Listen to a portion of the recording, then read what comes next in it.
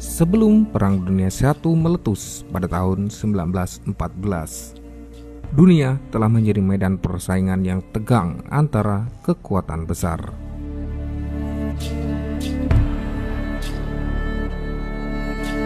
Dipenuhi dengan ambisi politik, ekonomi, dan militer. Sejumlah peristiwa penting dan dinamika politik telah memperkuat ketegangan antar negara-negara besar, membentuk landscape yang akhirnya meledak menjadi konflik terbesar yang pernah terjadi pada masa itu.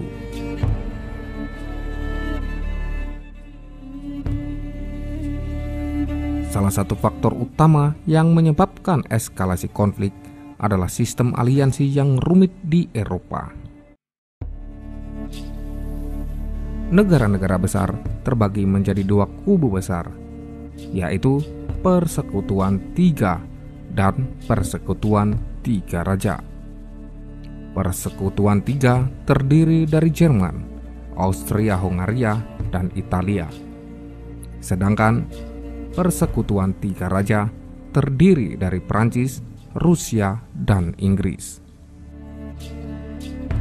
Sistem ini menciptakan serangkaian kewajiban saling membela, sehingga ketika satu negara terlibat dalam konflik, negara-negara lainnya otomatis turut serta.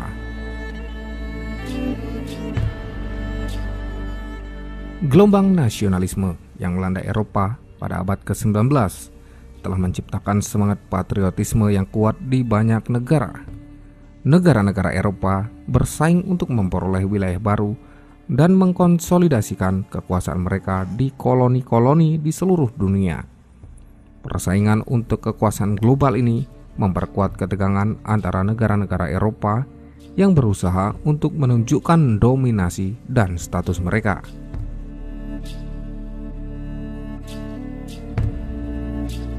Krisis di wilayah Balkan menjadi pemicu langsung dari perang, terutama pembunuhan Pangeran Austria-Hongaria, yaitu Franz Ferdinand dan istrinya, oleh seorang nasionalis Serbia pada bulan Juni 1914, memicu serangkaian peristiwa yang berujung pada deklarasi perang.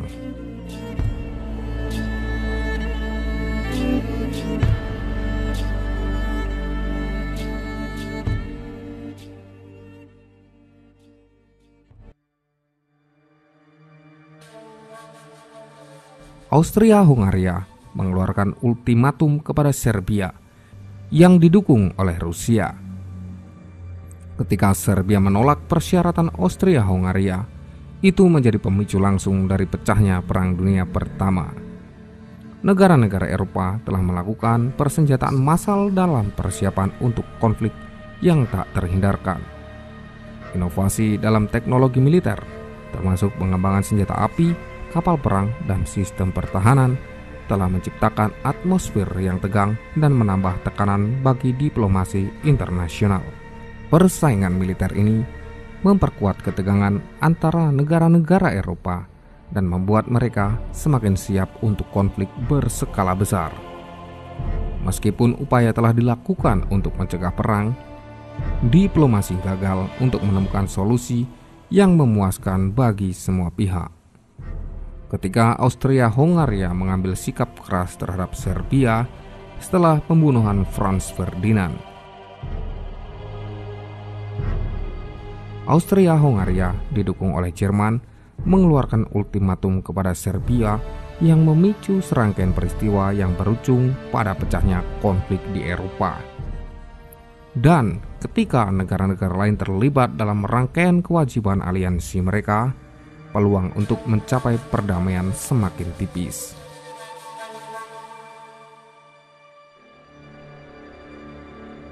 Banyak orang pada masa itu percaya bahwa perang akan menjadi konflik singkat yang akan segera diselesaikan. Pandangan ini mendominasi pemikiran politik dan militer di banyak negara, dan kepercayaan ini mendorong negara-negara untuk terlibat dalam konflik tanpa memperhitungkan konsekuensinya yang sebenarnya.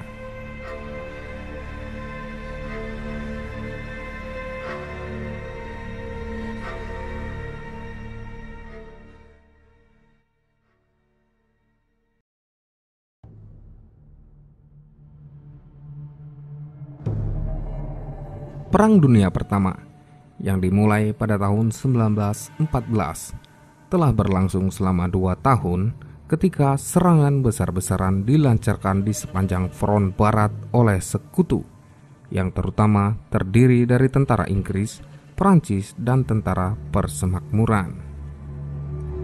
Pada tahun 1916, pasukan sekutu berencana untuk melancarkan serangan besar-besaran untuk mencoba memecahkan pertahanan Jerman dan mengakhiri kebuntuan yang telah berlangsung selama beberapa tahun.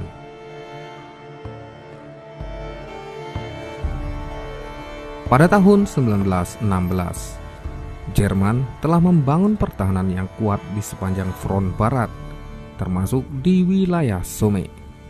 Mereka menggunakan jaringan parit yang dalam, bunker-bunker beton, dan kawat berduri untuk memperkuat posisi mereka. Tujuan utama Jerman adalah untuk mempertahankan garis pertahanan mereka dan menahan serangan musuh.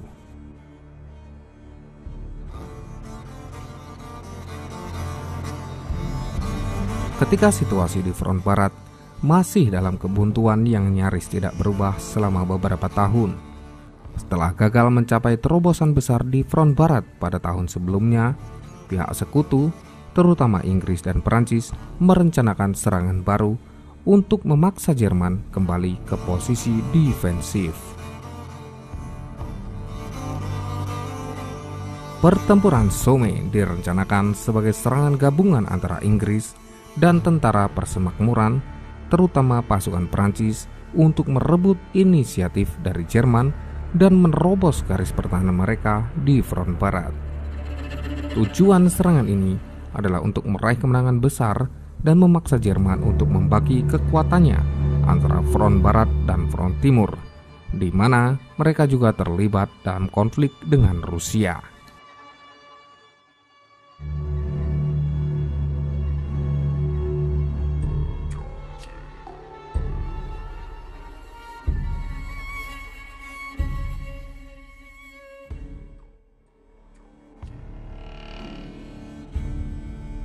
Inggris memainkan peran utama dalam pertempuran Somme dengan meluncurkan serangan besar-besaran di sepanjang front mereka. Inggris diperkirakan mengerahkan sekitar 400.000 hingga 450.000 tentara.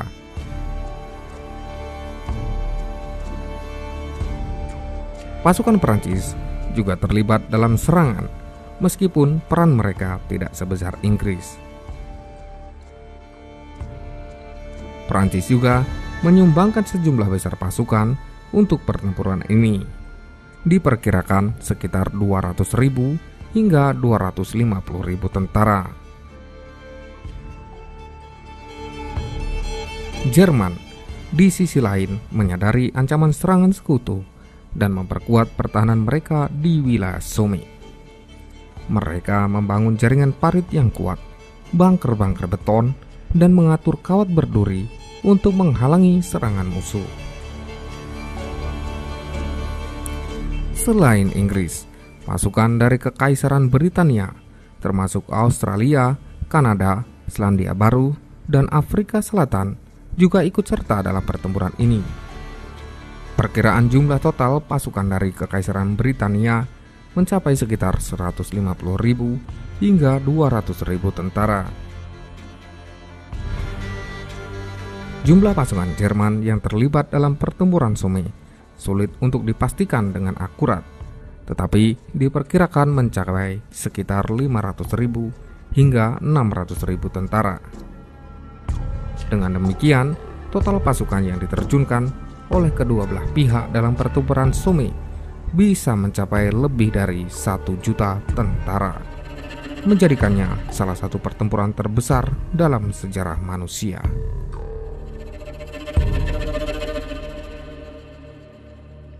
Pada pagi hari 1 Juli 1916, serangan dimulai dengan serangan artileri hebat dari sekutu. Ribuan meriam dikerahkan untuk mengebom pertahanan Jerman di wilayah Somme dengan harapan meruntuhkannya dan membuka jalan bagi serangan infanteri. Setelah serangan artileri, Sekutu berencana untuk meluncurkan serangan infanteri massal.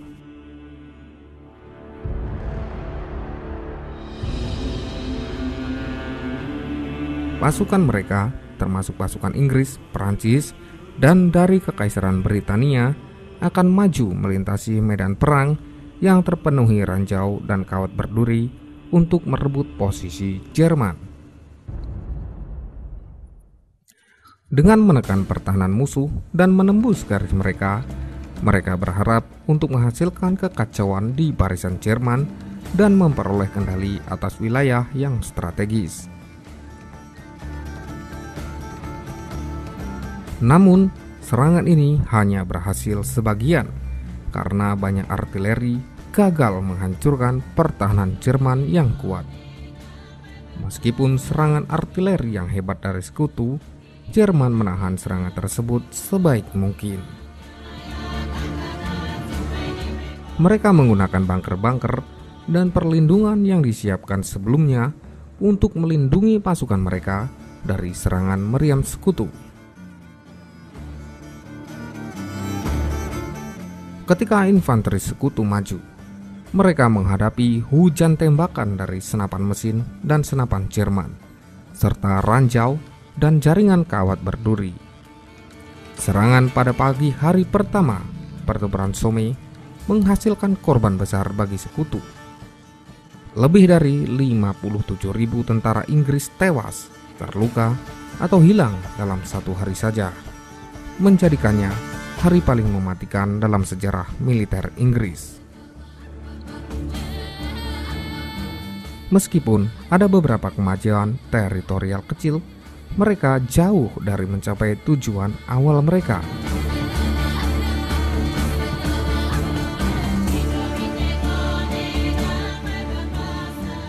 Jerman dan Sekutu secara bergantian menggunakan ribuan meriam dan hulu ledak untuk menghancurkan pertahanan musuh dan mempersiapkan jalan bagi serangan infanteri.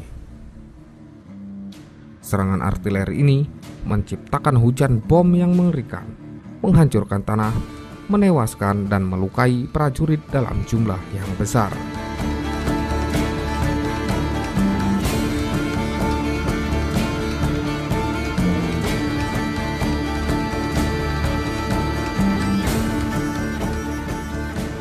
Pada bulan Juli 1916, pasukan Afrika Selatan yang tergabung dalam Divisi Infanteri ke-1 ditugaskan untuk merebut dan mempertahankan hutan Delville. Misi ini bertujuan untuk mendukung serangan utama Sekutu di pertempuran Somme.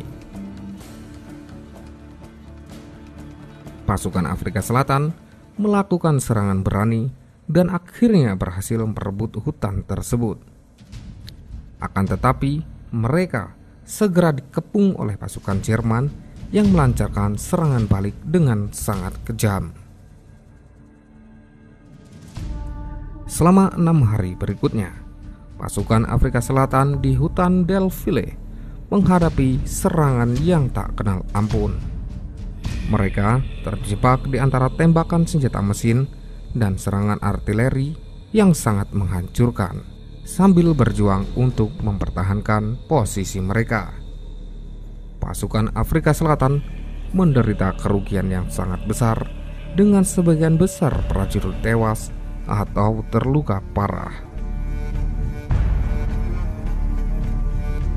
Pada bulan September 1916, tank-tank pertama kali digunakan oleh Inggris dalam pertempuran Somme.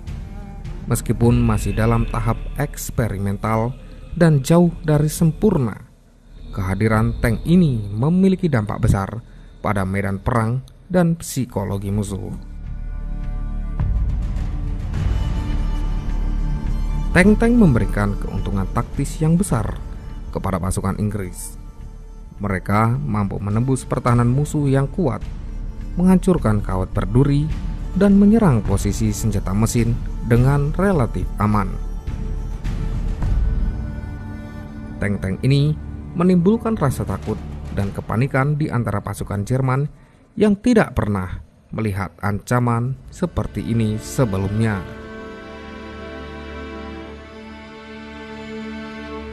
Penggunaan tank-tank dalam pertempuran Somme menandai awal dari revolusi dalam strategi perang dan mempengaruhi perkembangan teknologi militer di masa depan. Pertempuran terus berlanjut selama berbulan-bulan dengan serangan dan pertahanan yang saling bergantian. Kedua belah pihak terlibat dalam pertempuran sengit di medan perang yang berubah-ubah.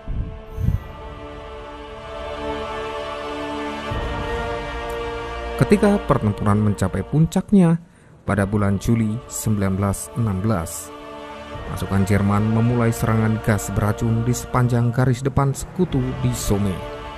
Mereka melepaskan gas klorin ke arah posisi sekutu yang menyebabkan korban yang mengerikan di antara prajurit sekutu yang tidak dilengkapi dengan perlengkapan pelindung yang memadai.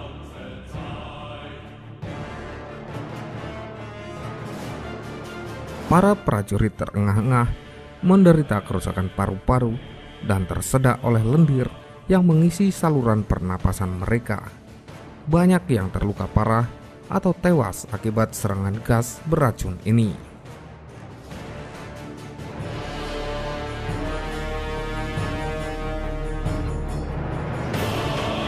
Pada bulan Oktober dan November 1916, perang di front barat terus berlanjut dengan pertempuran sengit di sepanjang garis depan Somme. Pasukan sekutu terus berjuang untuk merebut posisi-posisi penting dari pasukan Jerman, sementara Jerman terus bertahan.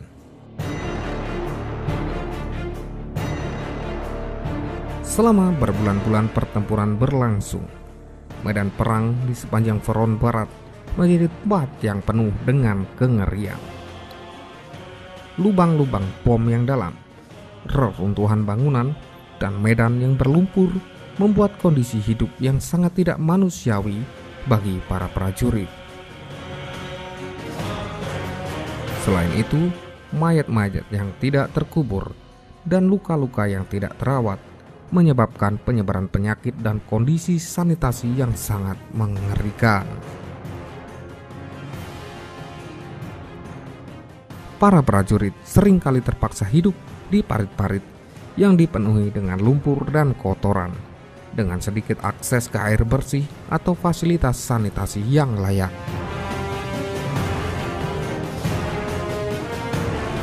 Pada 18 November 1916, pertempuran Somme resmi berakhir. Kedua belah pihak menyadari bahwa terobosan besar yang diharapkan tidak pernah terjadi, dan pertempuran tersebut berakhir tanpa pemenang yang jelas. Kedua belah pihak menderita korban besar-besaran dalam pertempuran yang sengit dan berdarah di medan perang yang hancur. Pertempuran Somme yang terjadi selama Perang Dunia Pertama di front barat adalah salah satu pertempuran paling berdarah dan berkepanjangan dalam sejarah manusia. Dari 1 Juli hingga 18 November 1916. Pertempuran Somme menelan korban yang luar biasa besar. Jutaan tentara tewas, terluka, atau hilang selama pertempuran ini. Setiap medan perang dipenuhi dengan mayat dan luka-luka yang mengerikan, menyiratkan penderitaan yang tidak manusiawi. Dampaknya dirasakan secara luas oleh keluarga dan komunitas di seluruh Britania Raya, Prancis, Jerman, dan negara-negara lain yang terlibat dalam pertempuran. Banyak keluarga kehilangan anggota keluarga mereka, dan banyak orang yang selamat menghadapi trauma fisik dan mental yang berkepanjangan. Para prajurit yang selamat dari pertempuran Somme seringkali mengalami trauma fisik dan mental yang parah. Mereka menderita luka-luka fisik yang parah serta menghadapi kengerian dan penderitaan yang akan menghantui mereka seumur hidup. Pertempuran Somme tidak hanya meninggalkan jejak kehancuran fisik, tetapi juga menghasilkan dampak psikologis yang mendalam dan merusak bagi para prajurit yang terlibat. Salah satu hasilnya adalah apa yang kemudian dikenal sebagai shell shock atau battle fatigue, yang merupakan kondisi psikologi yang disebabkan oleh trauma perang. Shell shock adalah istilah yang digunakan untuk mengabarkan kondisi psikologis yang terjadi pada prajurit yang mengalami trauma perang. Istilah ini pertama kali digunakan selama Perang Dunia Pertama untuk menjelaskan berbagai gejala psikologis yang dialami oleh tentara yang terkena dampak dari ledakan meriam dan pengalaman perang yang mengerikan.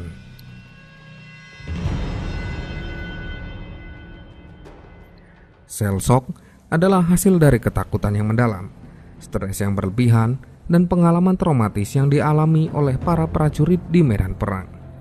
Shell shock muncul dalam berbagai bentuk, mulai dari gangguan fisik seperti gemetar dan kelumpuhan, hingga gejala psikologi seperti mimpi buruk, insomnia, dan hypervigilance. Para tentara sering mengalami kecemasan yang intens, serangan panik, dan perasaan takut yang luar biasa. Tubuh mereka menunjukkan reaksi fisiologis seperti gemetar, keringat berlebihan, detak jantung yang meningkat, dan pernapasan yang cepat. Reaksi ini seringkali merupakan respon otomatis terhadap stres dan kecemasan yang dialami oleh korban.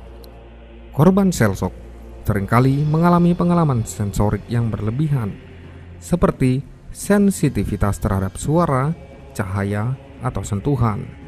Ini dapat membuat mereka merasa terlalu terbebani oleh lingkungan sekitar mereka yang memperburuk gejala mereka.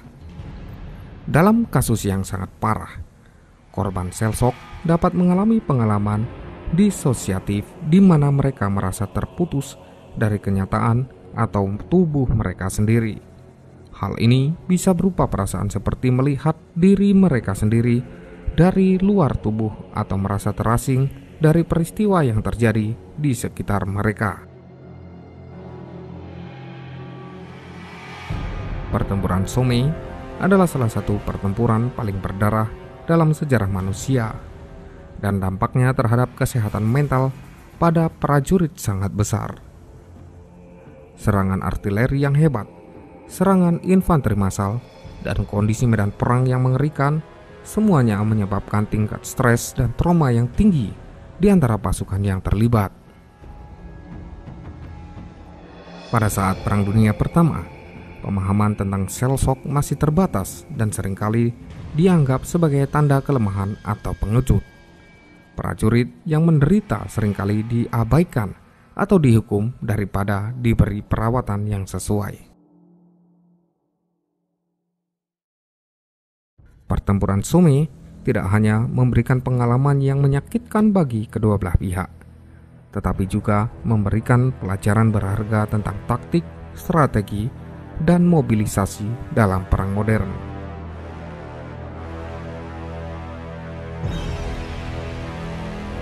Baik sekutu maupun Jerman mengambil pelajaran dari pertempuran tersebut dan menggunakannya untuk memperbaiki kemampuan mereka dalam pertempuran yang akan datang. Meskipun mahal dalam hal korban jiwa dan penderitaan, pertempuran Somme meninggalkan warisan yang berharga dalam sejarah militer dan memberikan pelajaran penting bagi generasi berikutnya.